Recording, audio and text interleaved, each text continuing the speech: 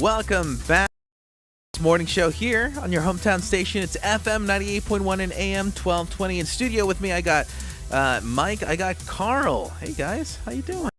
And we also have special guest Mikki Willis. Mikki Willis here on the line with us. Hey, Mikki, thanks for joining us. Thank you for having me. Award-winning filmmaker Mikki Willis. And Mikki, you created the whole Plan, which was a powerful series of documentaries that started when COVID broke out. You've got a brand new one coming out, The Silenced. Tell us about that. That's right. So about 4 years ago, we started a movie that we're just now have completed. This is the premiere that happens on this coming up Saturday, March 15th in Los Angeles, West Hollywood at the Directors Guild of America as a film festival. So Follow the Silenced. We've been following for the last 4 years the people that were first in line for the COVID vaccine with it as administered by the different vaccine manufacturers. And these people, because it was an experimental process, severely injured. And so they went from being perfectly healthy, from teenagers to the elderly, all in, but a lot of them didn't walk out. They're still in wheelchairs today.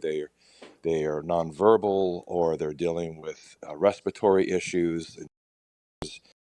And so we've been following them for 4 years on their healing journey. As we've been tracking them, they have, it's really quite a beautiful story as it is.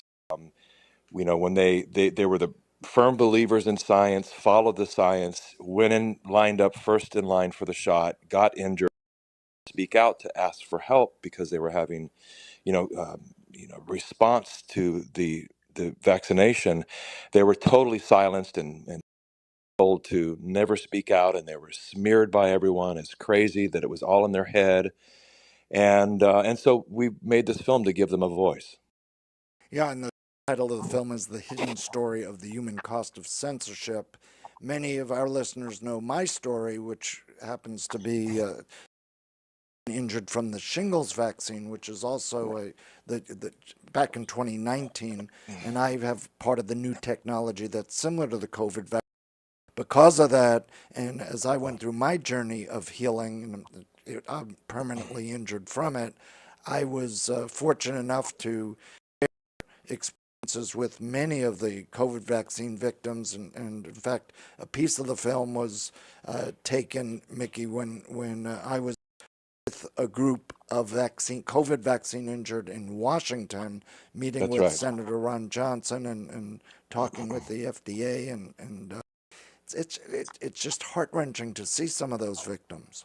It is, and all that footage is in this movie, and that's what really makes this is an investigation. Is it a story of healing and watching how this affected these people's lives, but it's also about how this group found each other online. They would listen to each other and knew that their stories were real, and they formed a group called React 19, and they started to fight for themselves, and really led by Essen, who's a preschool teacher, and just took this position as a mom and as a vaccine injured person to stand up for herself and for others.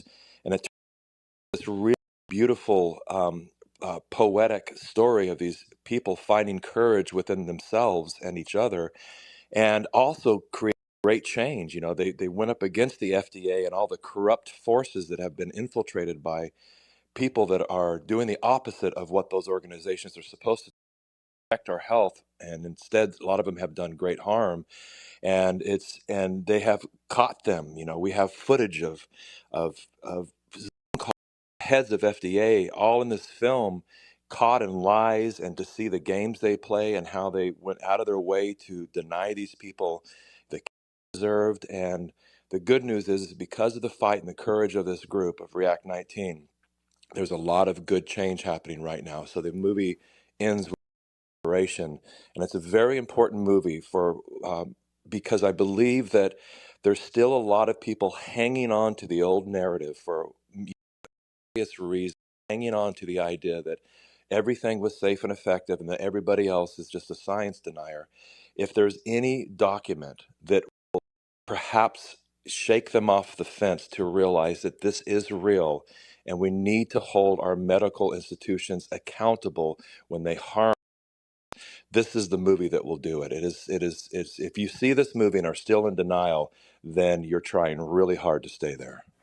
We're chatting with Mikki, award-winning filmmaker, talking about his new movie, Follow the Silenced. Check it out at followthesilenced.com. They're going to premiere this Saturday at the Directors Guild over in Hollywood, right on Sunset Boulevard, 11 a.m. If you go to followthesilenced.com, you can pick up tickets right there and linked right in. I urge all of you to attend this premiere.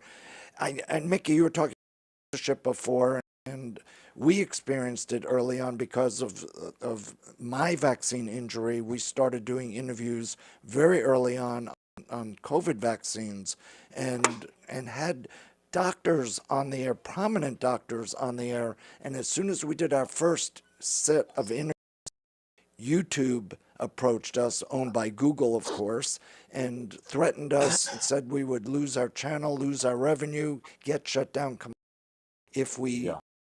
Not only did they take down the interviews, but if we tried this again, we would be canceled completely. So we experienced that.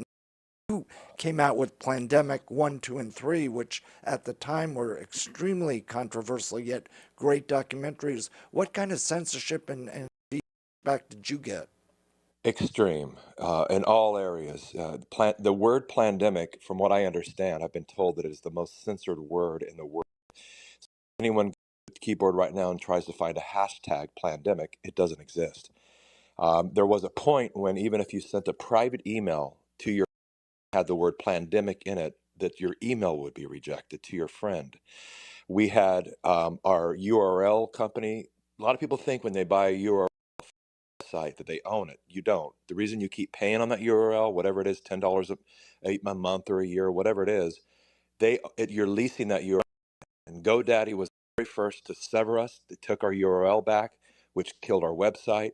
Vimeo went into our private, password protected, and deleted everything that was in there. Like really, like some of the stuff very illegal. And here we are 5 years later from this situation, having been smeared as conspiracy theorists and grandma killers and everything, and every single point made in the pandemic series is now validated. It's clear. There's records of it. There hasn't been one claim that we made that anyone has been able to truly debunk. All the media's first line of attack, this has all been debunked. And I went out actually online with a $10,000 cash challenge for 6 months and said, if anyone can prove one claim my movies to be inaccurate, you win my money. And I had a few doctors try that, and they all walked away and said, I stand corrected. You guys got it right. So unfortunately, people ask me a lot. They say, how, it must feel good, to be validated after all these years. And I say, absolutely not. It feels horrible. If there's any wanted to be wrong in my career, it was this.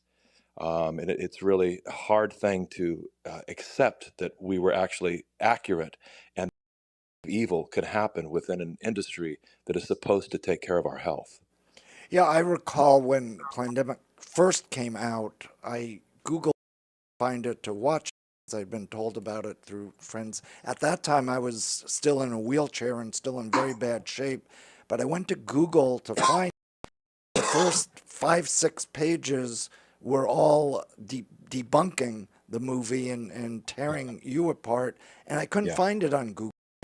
Go to DuckDuckGo and was able to find it, watch it, realize how powerful it was and how accurate it was, and a real eye-opener. Yeah, a lot of people, I always tell people, if you want to find the truth, you're going to have to go, 6 to 10 pages deep on Google search to get beneath all the propaganda that gets the front pages.